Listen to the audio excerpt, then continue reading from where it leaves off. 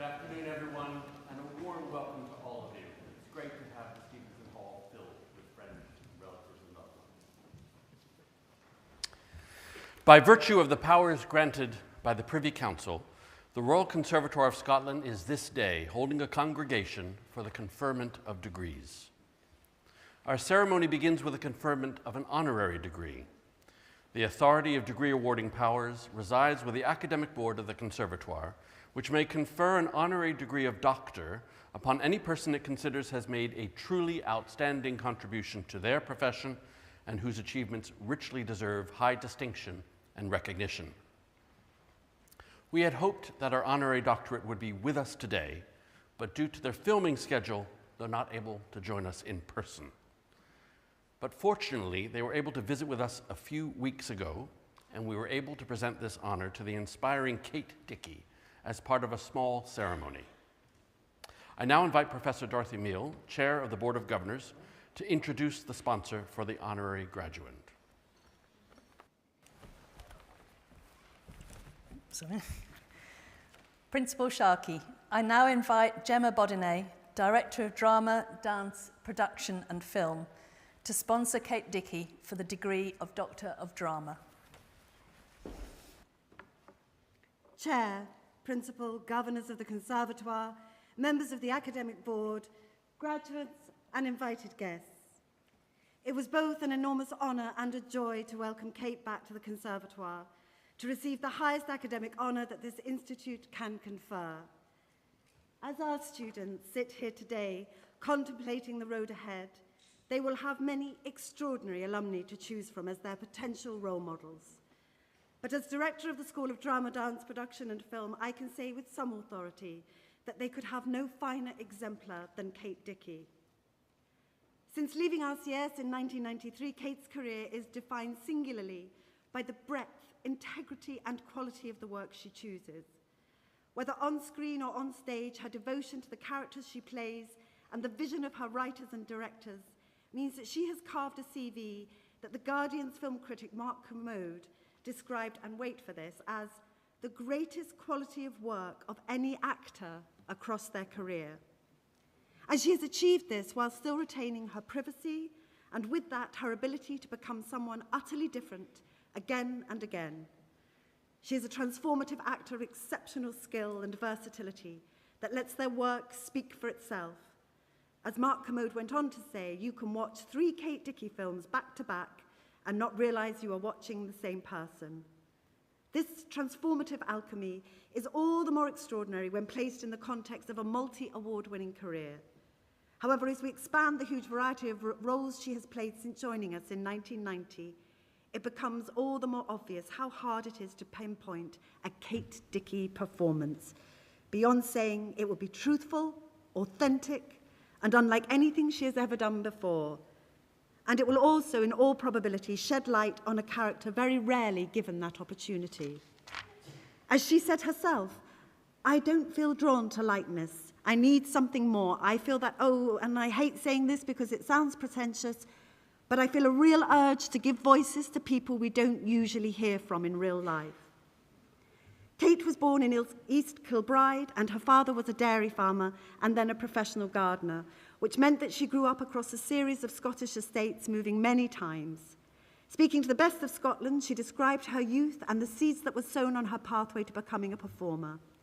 I ran wild, a real tomboy. I was always putting on shows at home for mum and dad. I was 10 when I knew I wanted to be an actor. My dad was creative and a storyteller. My parents wouldn't let us believe we couldn't do certain things because we were from a working class family. I was always encouraged to do what I wanted to do.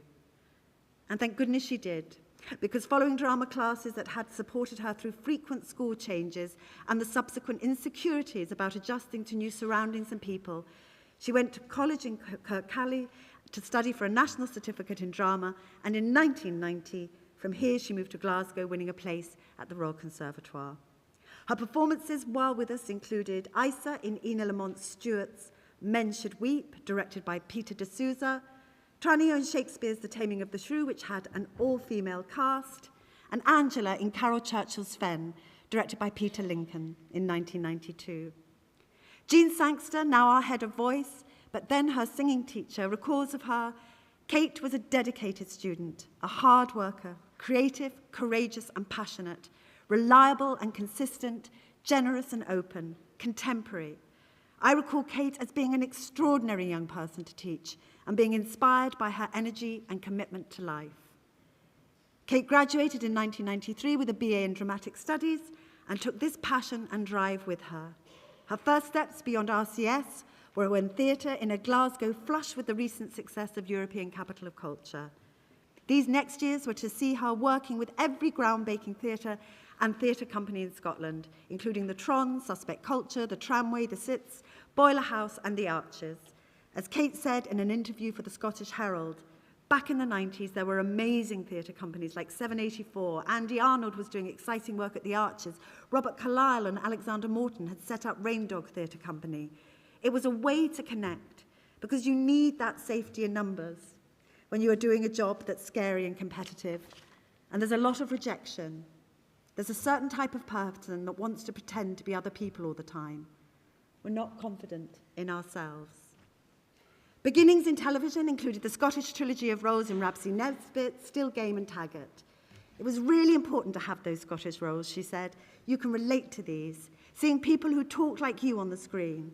I watched the big American blockbusters growing up, but I didn't see myself in them.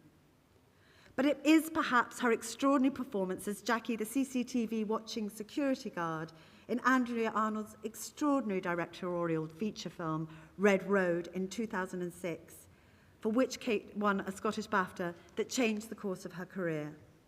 Since then, she has gone on to appear in a bewildering diverse array of films that range from Ridley Scott's sci-fi blockbuster Prometheus to The Witch, a remarkable and hypnotic role there, for which she won a second Scottish BAFTA, and more recently, David Lowery's epic chivalric poem adaptation, The Green Knight.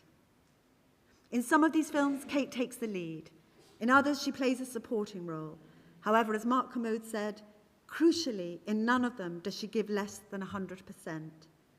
I would go further than that and say that Kate's performances have blurred the definition between supporting and leading roles. Kate's awards and award nominations are too numerous to mention. Here are a few. She has received 2 BAFTA Scotland Best Actress Awards, as well as a BIFA Best Actress for Red Road and a BIFA Best Actress nomination for Couple in a Hole. In international recognition, she has received the UK Shooting Star at the Berlin Film Festival and Best Actress Award. The list goes on and on. It is a remarkable body of work that also includes Lisa Aaron in Games of Thrones, where, unforgettably, she breastfed a crow, film roles in Star Wars, The Last Jedi, and more television in Peaky Blinders, The Cry, Shetland, and perhaps close to all our hearts in this room, a long association as patron of Solar Bear Theatre Company, renowned for their work with deaf and deafened actors. Kate is a global artist, very much rooted in Scotland and in her home in Glasgow with her partner Kenny and daughter Molly. On a personal note, and for what it's worth, I now choose to see films, plays and television for no other reason than that Kate is in them. This seems to me as close to a badge of quality as I can imagine. Her talent, integrity and skill make me and thousands like me feel sure that if Kate's in it, it will be worth watching. Kate is an inspiration for me, for our lecturers, for our students and graduates. She proves that you can have a rich and rewarding career that encompasses Hollywood, your local theatre company, and everything in between. And you can play parts as varied as your considerable talent allows and retain your sense of self and integrity. I can think of no better exemplar. During our earlier event, the principal awarded the degree of Doctor of Drama honoris causa to Kate Dickie. I am therefore delighted to present to you all Dr. Dickie's address to our graduates.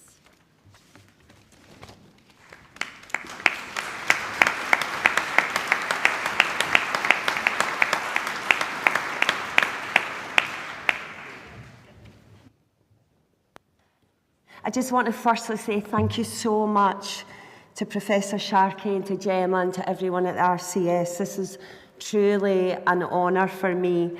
So I decided not to write my speech, and it could be the worst decision of my life.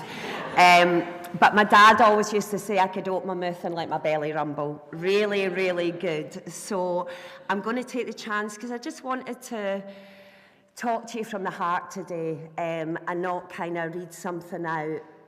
It's even strange being back in the building and thinking, how could it have been 33 years since I sat trembling in a little booth outside the Athenaeum with my mum and dad. And all I thought about wasn't about an acting career or the roles I was going to play. It was just like, please let people like me. Please let people like me. And it was probably the first place I came to that I didn't feel like a square peg in a round hole. I was a really kind of lost, troubled soul when I came here, and I think a lot of us are in going to any sort of college. You come out your teens and you're pretty lost. But I was really lost, and I never kind of knew how to fit in. And I came here, and it was just like finding this community of people like me who wanted to be actors, who wanted to do drama, who were maybe escaping stuff, or I don't know, and it just was really formative for me, and I really, really hope it's been the same for you. I was really strange. I didn't get an agent for 9 years. I had such bad imposter syndrome that I didn't know how to do it. And then eventually my beautiful, who I've also got here, Marianne Hunwick, really recommend her, by the way.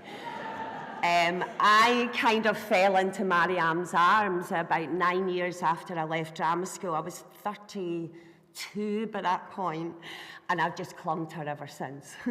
And she and you have been such a brilliant guiding, carrying influence in me. She's picked me up when I've lay sobbing on the floor.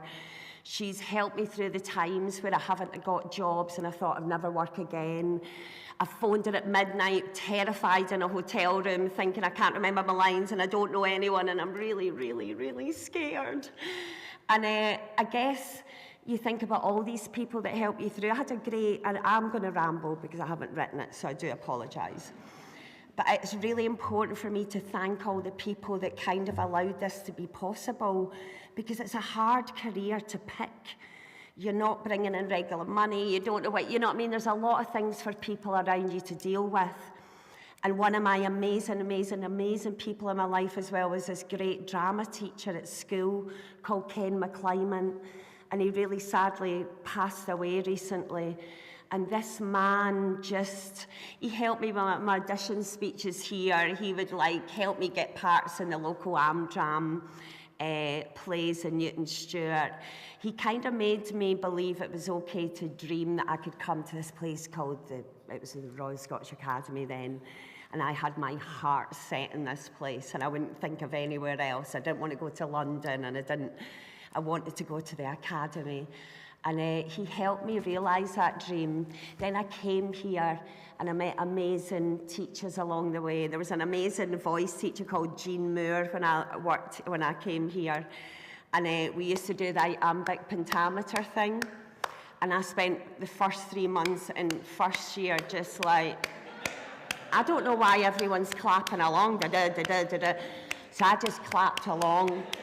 And 3 months later, she was like, Kate Dickey, come and do the, you know, and I was just like, I don't know why everyone's clapping.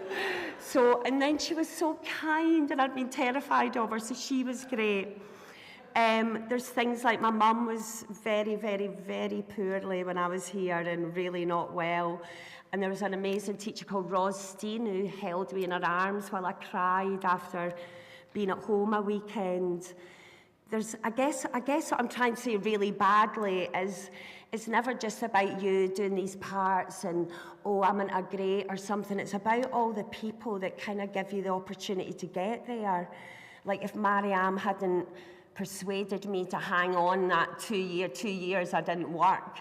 And then I phoned, I was like, I can't call myself an actor anymore. I'm not working. And you were like, everything will be fine. I don't know where you magicked a job from, but she magicked this job for me and I hung on. Andy Arnold, this amazing director, at the Tron. He gave me my first job and I did the worst audition that anyone's ever seen. I turned up, I did a terrible audition, and at the end I just said, please, please, please, if you give me this part, I won't let you down. I've never done it before or since. And he gave me the part, and he gave me this opportunity. And then there was Suspect Culture, and there was Kathy Boyd, and then there was Andrea Arnold, and like all these people you will meet along the way, because it can be really scary when you come out and it just feels like this big industry and you're not quite sure how to get that door open or how to sort of get in there, and you will just meet these amazing people that will champion you along the way. You will, and they'll believe in you even when you don't. Another thing I did want to talk about today, because I was 46 before I kind of understood this, is just like own that little space you're in. See that wee space you take up? Just own it and feel really, really good about that space. Set your boundaries.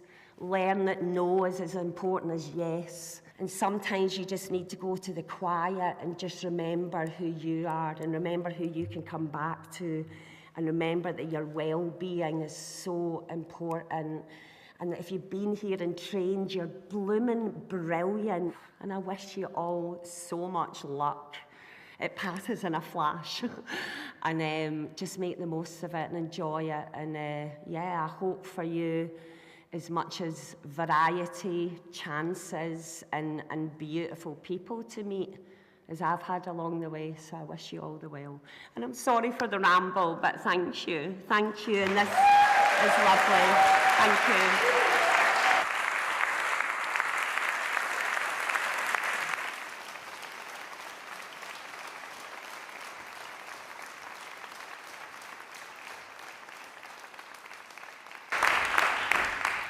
My warmest congratulations once again to Dr. Dickey on their honorary doctorate and for those wonderful words to inspire our graduates.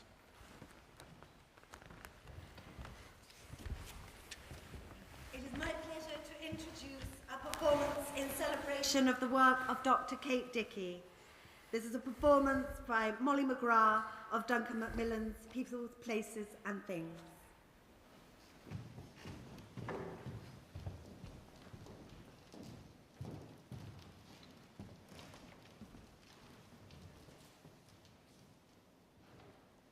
With a play, you get instructions, stage directions, dialogue. Someone clothes you, someone tells you where to be and when.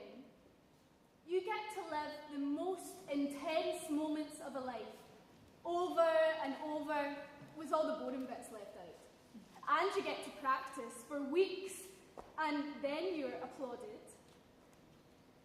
Then you get changed, leave through stage door, bus home, back to normal life, all the boring bits left in. Waiting, temping, answering phone calls and serving canapes. Nothing permanent. Can't get a mortgage or pay for a car. Audition comes in. Try and look right. Sit in a room full of other people who all look exactly like you, all after the same part. Never hear back. Or if you do get it, you'll be sitting backstage or in rehearsals, making less money than you did when you were temping. Create these friendships, a little family.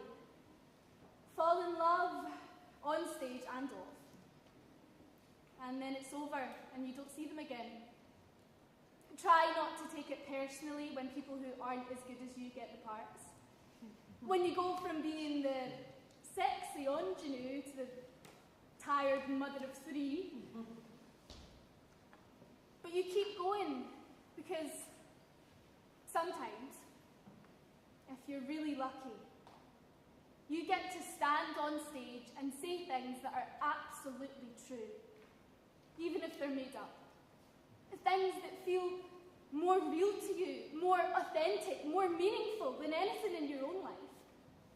You get to speak poetry, words you would never think to say, but which become yours as you speak them.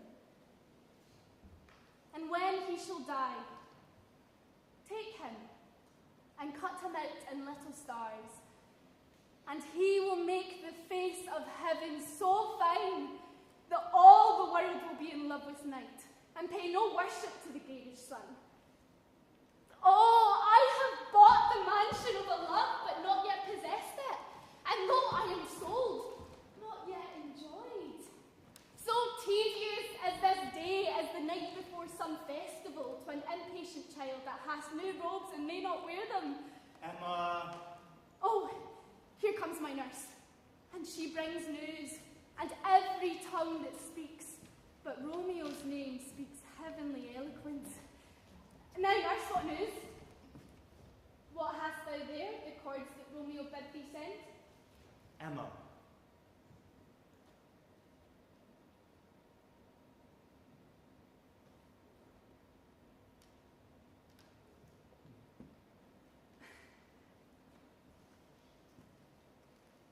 Emma is my stage name. My real name was taken. My real name is Sarah. I don't even actually talk like this. I lost my accent at drama school. I naturally talk like this. Please don't tell anyone. Please.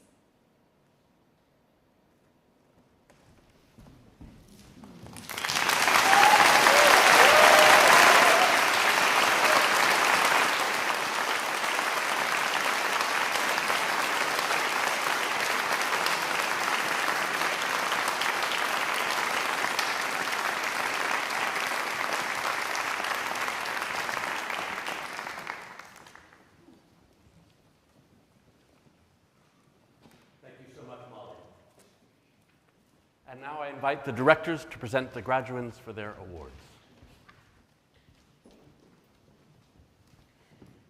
Principal, in the name of the School of Drama, Dance, Production and Film, and with the authority of the Academic Board of the Royal Conservatoire of Scotland, I present to you these graduates who have been found worthy to receive the degree of Bachelor of Arts Acting. Lola Aluku.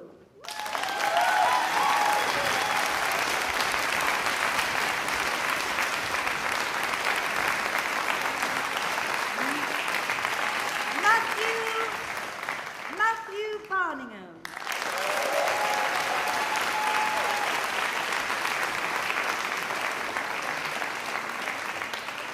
Tia Benvenuti.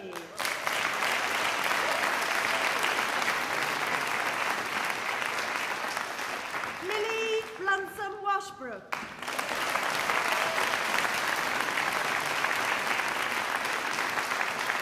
Alexander Cavane.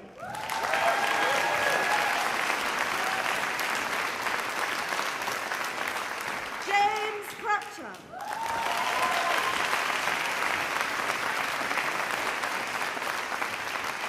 Molly Geddes.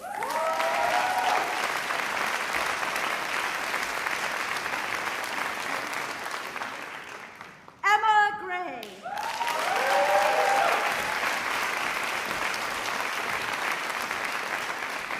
Peter McCormick.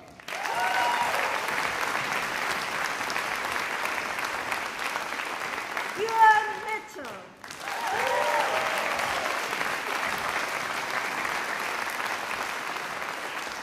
Sam Pitcher.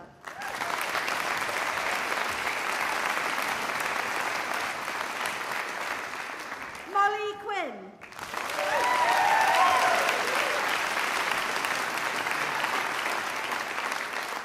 Julian Shatkin.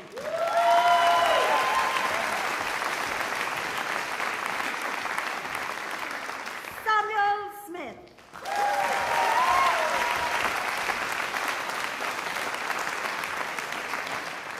Tucker St. Ivany.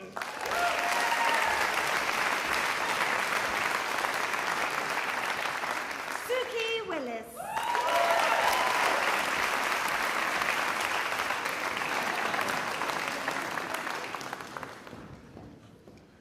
With the authority of the Academic Board of the Royal Conservatoire of Scotland, I present to you these graduates who have been found worthy to receive the degree of Bachelor of Arts, Filmmaking.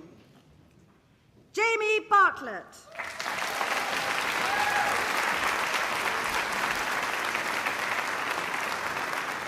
Addison Bennett.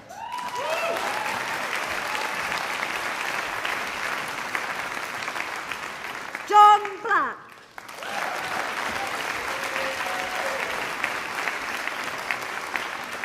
Robert Donaldson.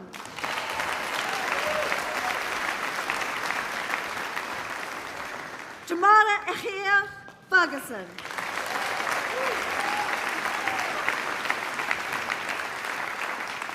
Maria Perez Fernandez.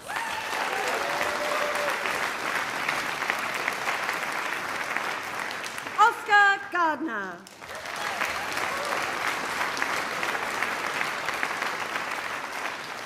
Abby McLaughlin.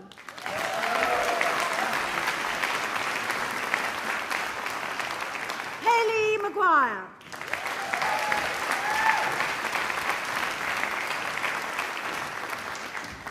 Megan McRitchie.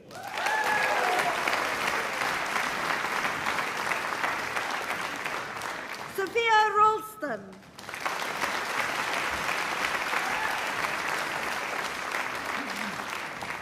Finn Toulis Bartlett.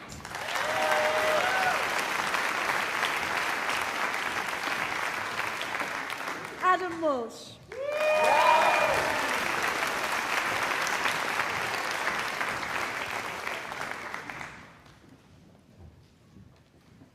Principal, in the name of the School of Music and with the authority of the Academic Board of the Royal Conservatoire of Scotland, I present to you these graduates who have been found worthy to receive the degree of Bachelor of Music. In composition, with honours of the first class, Pablo Martinez Fernandez.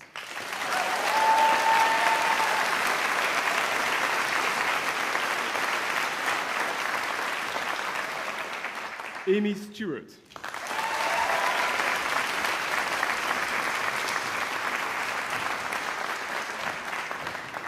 With honours of the second class, Joseph Strike.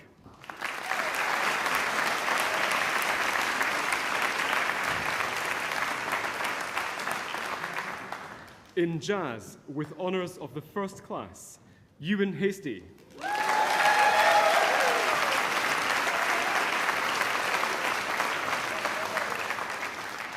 Chunwei Kang.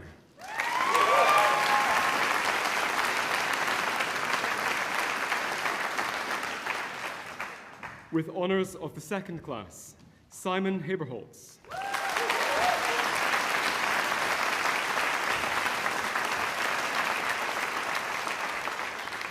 Kyle Hood.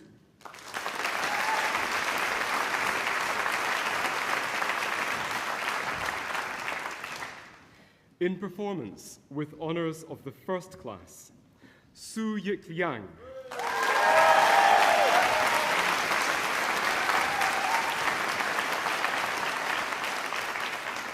David Anastasiou.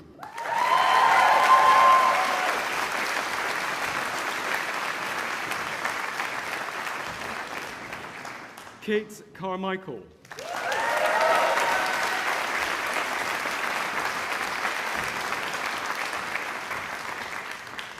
Paul Docherty.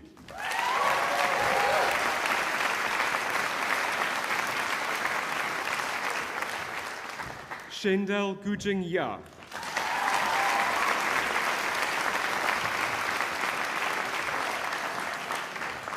Jack Hafferty.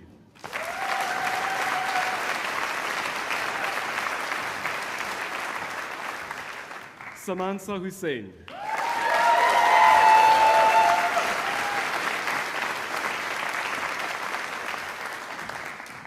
Rebecca Leeson.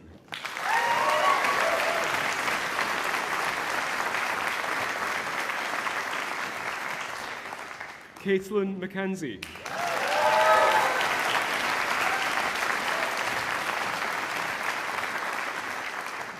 Ewan MacDonald.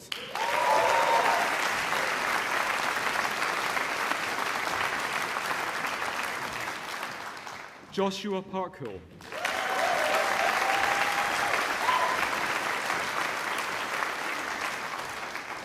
Eleanor Pugsley.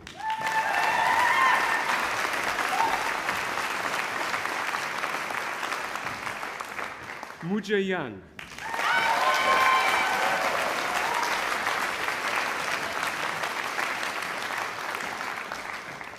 With honors of the second class, Alberto Alonso Sanchez.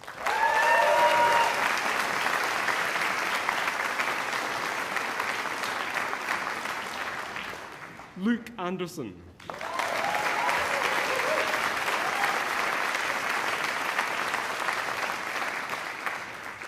Robin Anderson.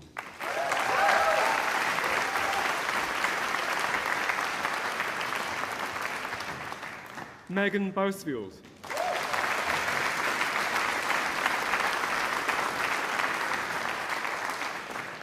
Julia Callender.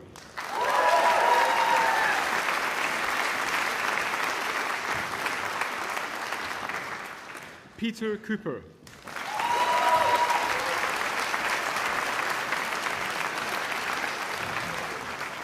Hayden Cullen.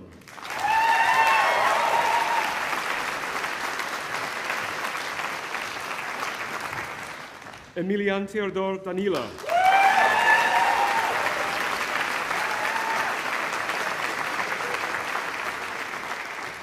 Valentin Danisevicius.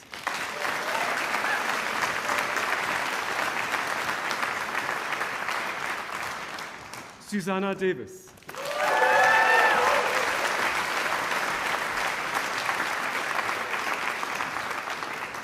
Hannah Debord.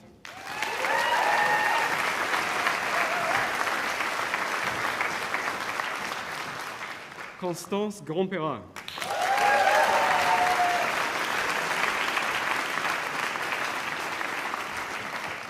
Ugna Grinkevichute.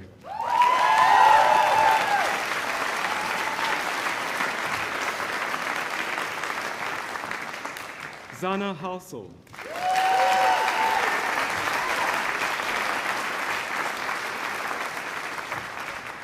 Diana Iwana Chitsuliak.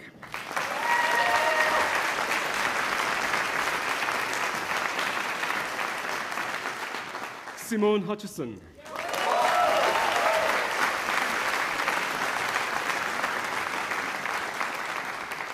Holly Jarvis.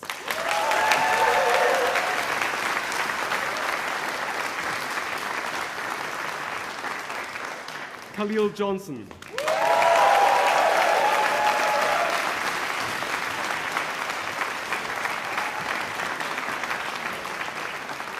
Hao Lin.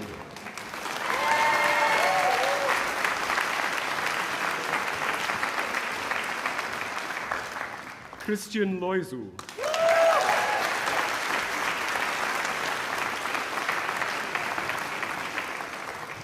Brandon Lowe.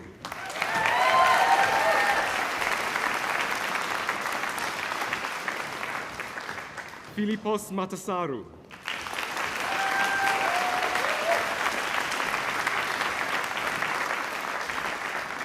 Laura McDonough.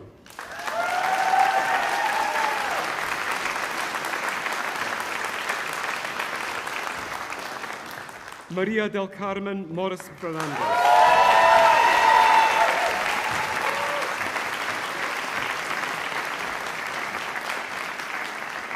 Andrew Neal.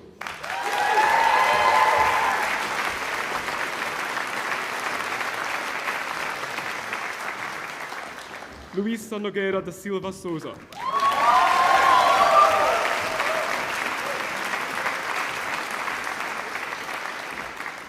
Owen O'Gorman.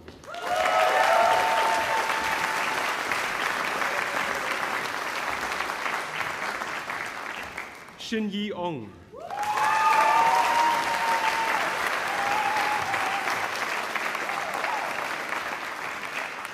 Francis Patterson.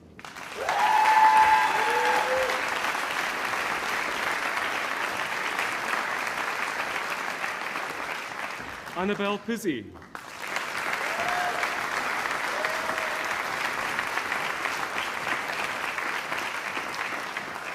Marta Przestrzelska.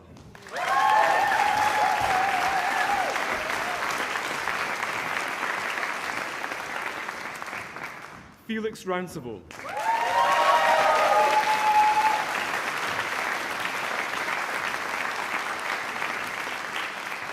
Matthew Ruddy.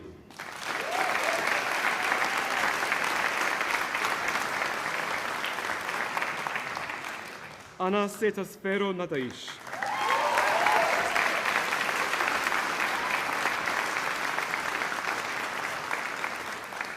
Rebecca Sullivan.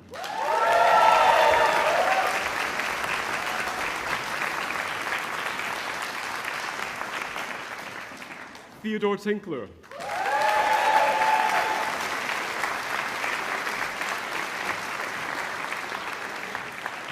Scott Vassey.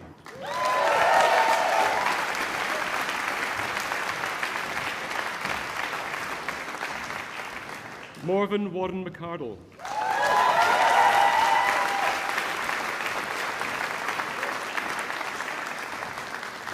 Susanna Wosiewicz.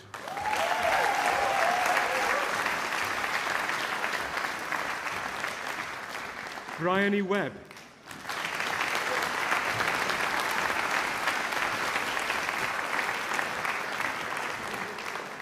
Eliza Woodward.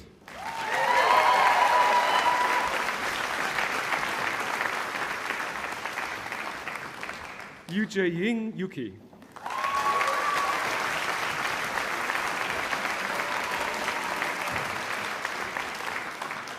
With honours of the third class, Hamish Garty.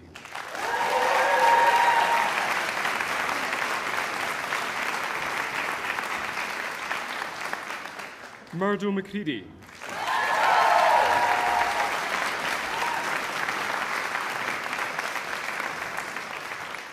And for the ordinary degree, Nastasia Alberti.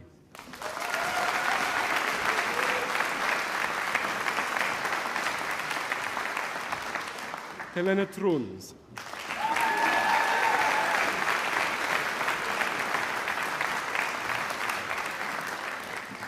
In traditional music, with honours of the first class, Rose Logan.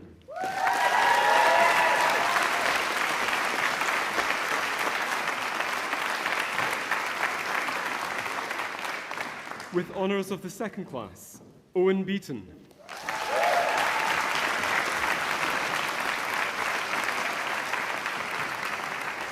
Josephine de Geer.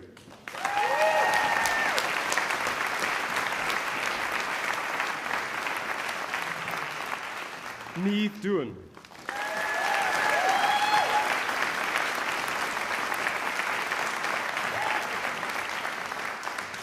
Elizabeth Mackenzie.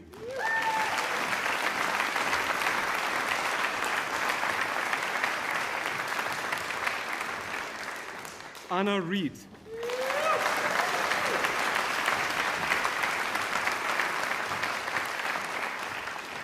Duncan Ritchie.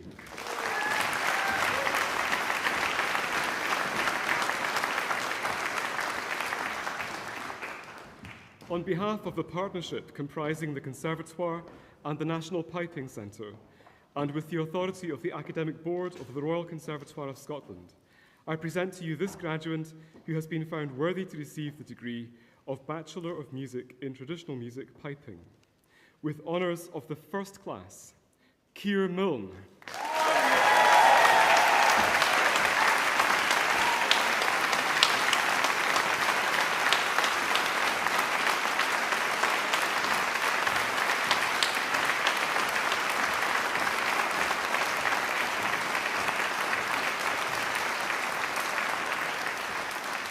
Principal, with the authority of the Academic Board of the Royal Conservatoire of Scotland, I request that you confer the appropriate degree upon those graduands listed as in absentia in the programme. I confer those degrees in absentia.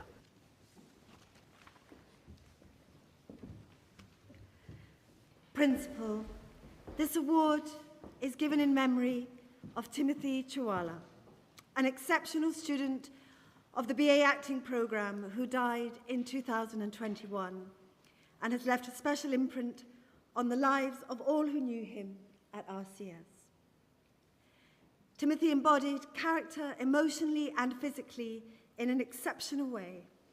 And this prize celebrates this special quality and remembers him with love.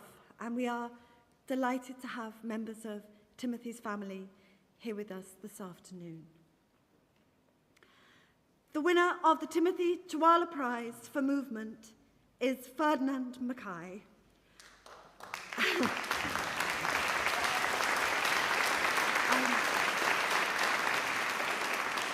Unfortunately, Ferdinand cannot be with us today, but Julian Shatkin will accept this prize on their behalf.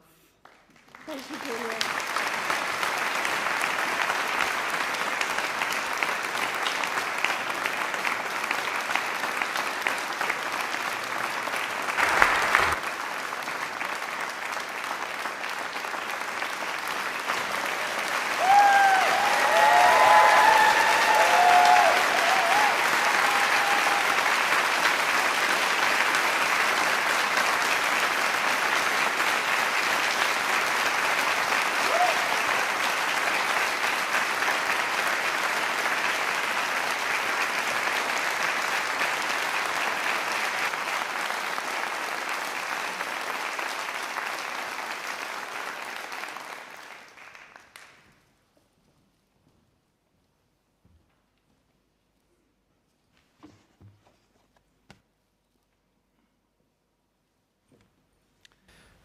Congratulations, class.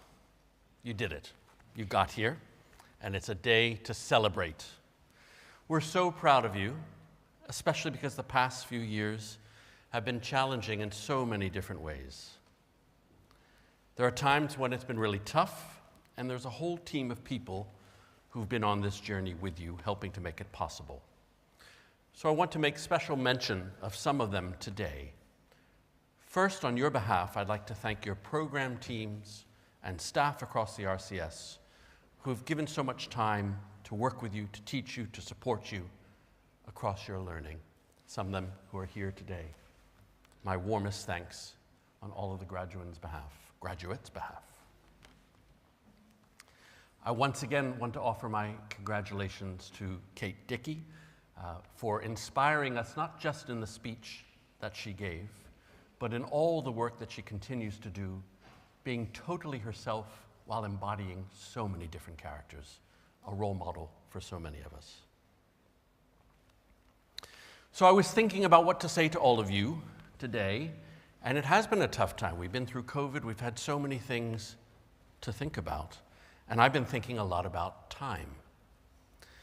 My eldest daughter turned 30, and my father is about to turn 90, and I'm somewhere in the middle. I'll leave that for you to guess. At times, the years seem to race by, but memories are strong. My dad remembers his childhood in New York City as if it was yesterday. I remember growing up in the tiny yet insignificant state of Delaware very clearly. There are certain sounds, smells, pieces of music, passages from books that can take any one of us back to a time in our past, as if we're in it again. For me, a warm, humid day, the thwack of a baseball, and I'm reminded that I should have been practicing instead of playing third base on this day in 1979. Indeed, we're all here on this shared planet for a shockingly short space of time, the blink of a cosmic eye. Trees see more centuries than us humans if we don't chop them down. Geological time, cosmic time, galactic time, these are concepts that are hard for us to relate to them because they're so much longer and slower paced. Humans are here a short time, but the desire to leave a mark, to make a difference, is a guiding motivation in so many. I've got 2 crazy dogs, and they want to leave a mark. That's based on territory and scent and other things.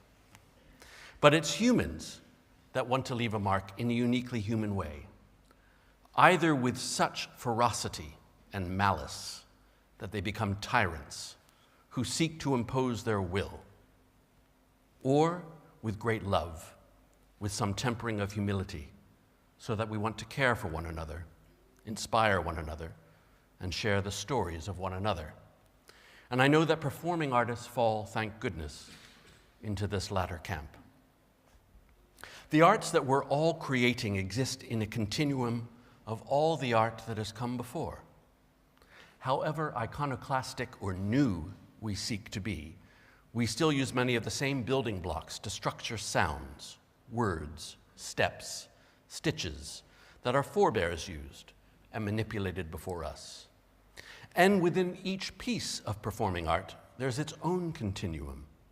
You need the note before to help determine the note after, the word before for the word to follow, the step, the shot, the stitch, all need to build upon the previous to determine the next.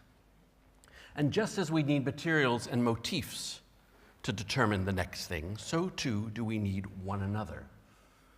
No art has a rationale to exist in a vacuum. Although we do create to express ourselves, we need others to experience it, and in doing so, give their unique energy to the fleeting moments of the presentation of that art. We need societies that build upon the notes and ideas of the past to help shape a hopeful, better future. So much that we do has been using the tools our ancestors would recognize, although technology has made us faster and in some ways more productive. It opens up new avenues in digital music, production, filmmaking, dance, much of which we celebrate every day at the RCS. But there's a new kid on the block, and it's making some waves, and it's marking some territory, and it's called AI, artificial intelligence. And I think I and many of us are equal parts scared and excited of AI's potential. And it's partly because I'm a big film fan, from HAL in 2001 to Her with Scarlett Johansson and Joaquin Phoenix. But those are scary things too, because there's a tenet many of us hold dear, that humans are fundamentally creative and that creativity separates us from the machines. And that tenet might be tested in the near future. You know how when you finally put your phone down and you try to be in the moment with a loved one, or be in the moment someplace beautiful like a Scottish island, or be in the moment when you're in a brand new film or a play, or you know that when you laugh together or gasp together, or watch a television show like my whole family did with Succession together, you know how it's so much better to be experiencing these emotions with more than one person rather than alone with your headphones and a smartphone on a virtual screen. In modern recording, sometimes you can hear the coldness in overly smooth digital recording, so much so that we're turning back to vinyl in droves. We're seeking out real food from locally sourced ingredients, and we're fighting to escape the dominance of technology all the time. Vulnerability and empathy are fundamental human conditions. AI might be able to mimic them, but I'm hoping we can spot the difference. At its best, AI can save time, provide a quick analysis of available data, help structure a talk or a paper, and in fact, it wrote this speech. No, it didn't. It was me. It was me. But it will also make us have to work harder to express ourselves and all our frailties and all our possibilities with honesty. Slickness can be taken over all too well by AI. But honesty, individuality, camaraderie, experience, authenticity will hopefully be our preserve. When we add these uniquely human emotions, desires, and feelings to our innate creativity, we'll create work that can only be by humans for humans, to celebrate our fleeting time on this tiny floating rock in space. As graduates of this place, I urge you to go into the world, to continue to strive to make your art and your contribution and your individuality count. We're rooting for you, because in that striving, I know you'll share the stories that have uniquely human emotions, that express our shared human condition and our divergent stories at the same time. To express the wonder that we have a chance to be here at all is something to strive for in our art. And in the striving, we will rediscover why and how we're not AI, but alive. Congratulations, and good luck to all of you.